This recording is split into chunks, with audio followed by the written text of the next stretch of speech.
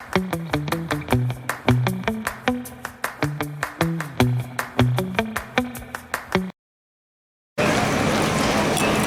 عاملين ايه يا جماعه؟ ايه الاخبار؟ وحشتوني جدا جدا جدا. دلوقتي احنا في الغردقه في شارع شيري قدام البان السويس منذ عام 1985.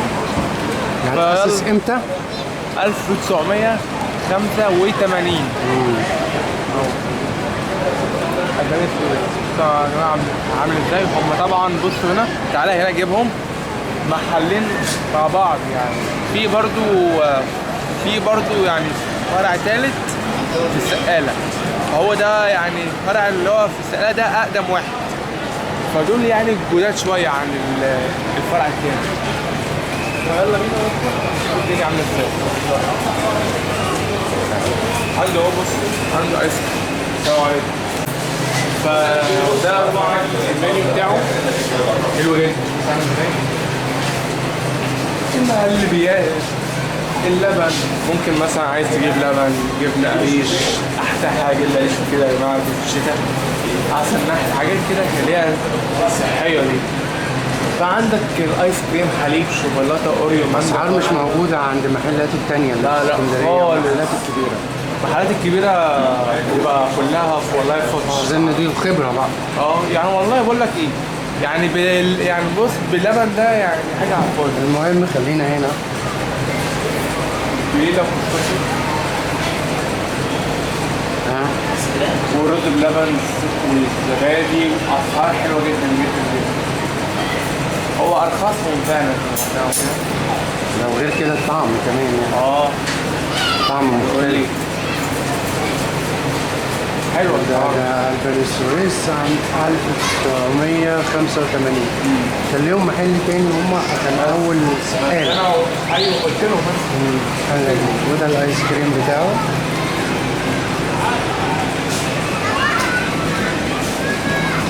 ده الايس كريم.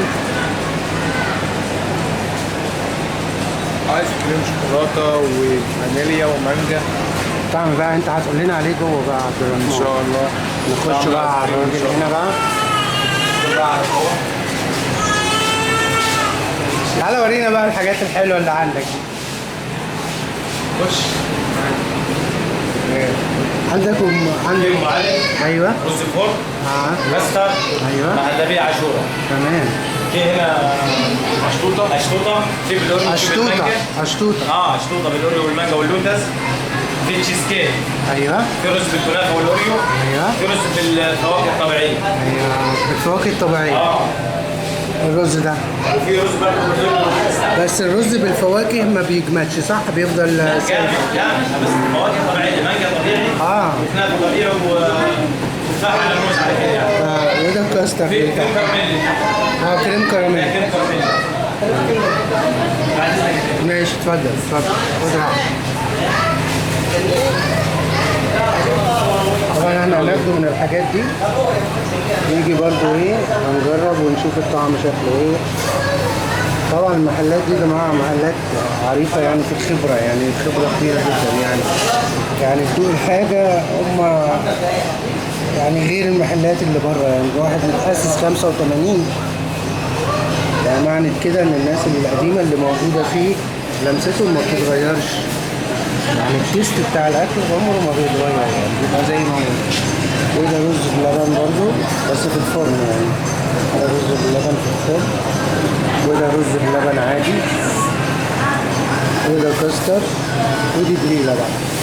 يعني دي بليله بقى. احنا هناخد حاجات كده ونجرب ونشوف. عندي طبعا زبادي جوه، وعندي لبن، وعندي كل حاجة. محل نضيف، حاجة جميلة جدا يعني. هنجرب دلوقتي ونشوف إن شاء الله. هنجرب بقى الحاجات بقى اللي هي موجودة عندنا دلوقتي. يلا كده نخش كده تحت. اشطوطة طبعا، اشطوطة بالمانجا، كريم كراميل، وحاجة اسمها القنبلة بالفواكه، وهي كمان طبعا بالكنافة. ودي رز طبعا. دي اسمها ايه؟ بلبن.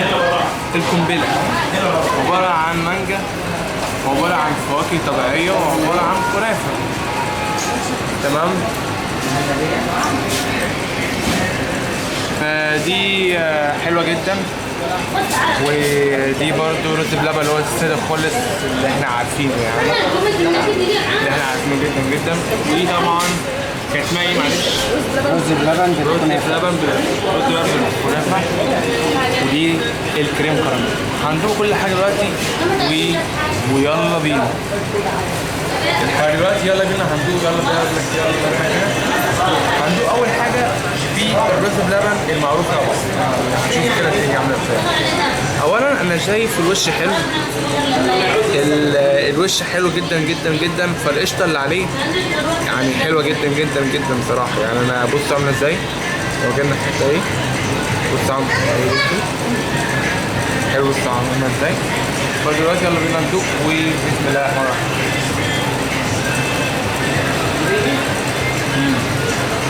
طعمه حلو، القشطه فيه حلوه، اللبن اللي فيه حلو جدا. ف حلو جدا جدا اللبن اللي فيه. هو حلو بصراحه يعني، بصراحه انت مستاهل. فيلا بينا تاني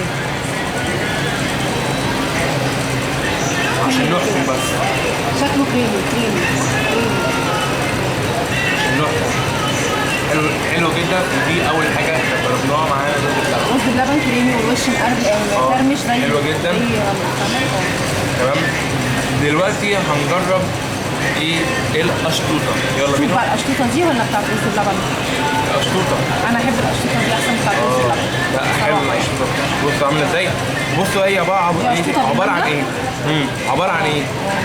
حاجه انتوا تعرفوها، حاجه اسمها كيكه باللبن، او بنعرف عنها اسمها سيريليتش حاجه كده. سيريليتش اسمها كيكه سيريليتش. فهي كيكه باللبن عليها طبقه من القشطه وعليها مانجا وعليها باي حاجه انت عايزها. في نوتيلا منها.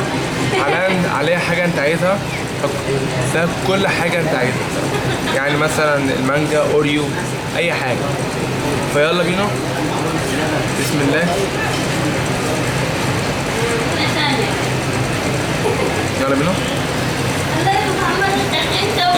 فيها مثلا 7/10.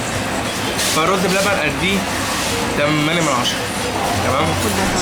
نيجي دلوقتي على الكريم كراميل. فالكريم كراميل بقى ده عشق الملايين كلها. فيلا بينا. قرب كده كمان عليا.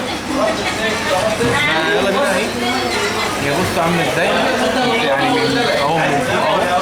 في ناس بقى بتعملها ازاي يعني كده، وفي ناس بتقلبها.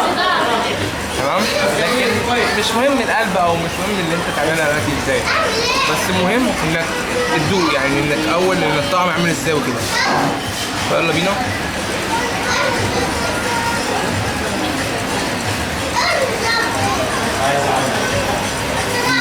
حلو قوي. انا بصراحه بحب قوي الكريم كراميل من ساعه ما من هنا. البان السويس بحبه قوي يعني انا البان السويس بحب قوي بما انه الكريم كراميل حلو جدا. حلو جدا دي 6.5/10. لا تحفه.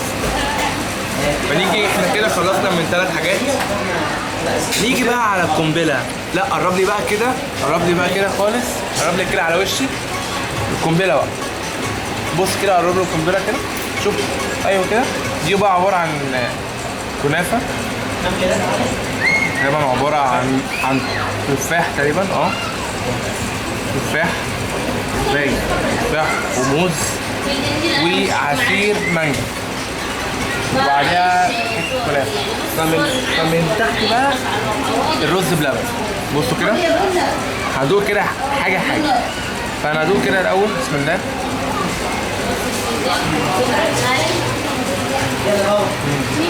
المانجا حلوه، العصير حلو، التفاح نفسه بص ازاي.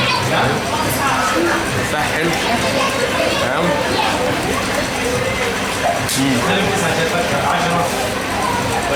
ده حلو قوي. يلا بينا بقى نجرب الكنافه معانا. يعني مثلا انا بجرب كل حاجه لوحدها، بحيث ان لما اعمل ميكس كلهم مع بعض بحيث احكم بقى. يعني المانجا حلو بقى، العصير حلو، هشوف بقى دلوقتي الكنافه حلوه ولا لا.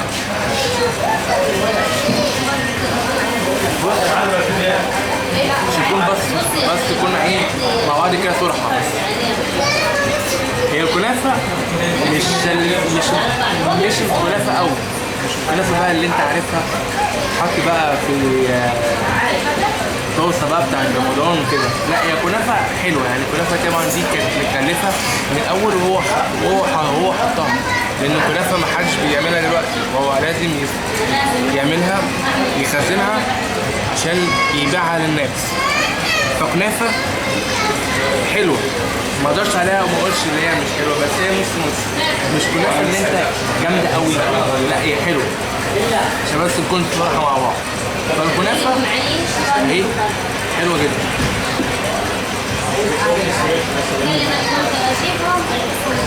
فيها بس حته القشطه اللي فيها اللي هو اللي تحت الكنافه، فحلو بصراحه كل حاجه. نيجي بقى نجرب كلها مع بعض، نجرب حته من الكنافه كده، حته من العصير، حته كده من التفاح كمان من تحت. بصوا تعالى كده قرب، هي دي حلوه دي، يلا بينا. وده حلو، انا عملت كله حلو قوي، هي حلوه بصراحه عجباني. يعني انصحك لما تيجي تاكلها حلوه خفيفه، لو انت مثلا بتحب حاجه خفيفه حلوه جدا. يلا بينا ننقل على اخر معانا النهارده، واحنا قلنا رز بلبن بالكنافه، وطبعا ده جوز هند. يلا بينا. عباره عن كنافه كده، عارف انت لما كان بلبن كان بيعمل كشري بيحطوا كنافه كانها زي بصل كده الكشري بالظبط. كنافه اهي وعليها طبقه جوز هند وعليها الرز بلبن. الرز بلبن حلو على فكره، هو شغال. يلا بينا بسم الله. انا بقى اللي اكتشفت دلوقتي هي فيها قشطه،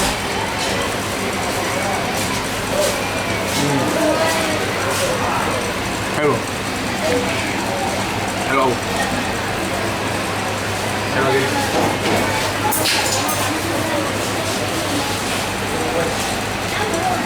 من الاخر دي بقى خفيفه قوي، خفيفه يعني هتعجبك.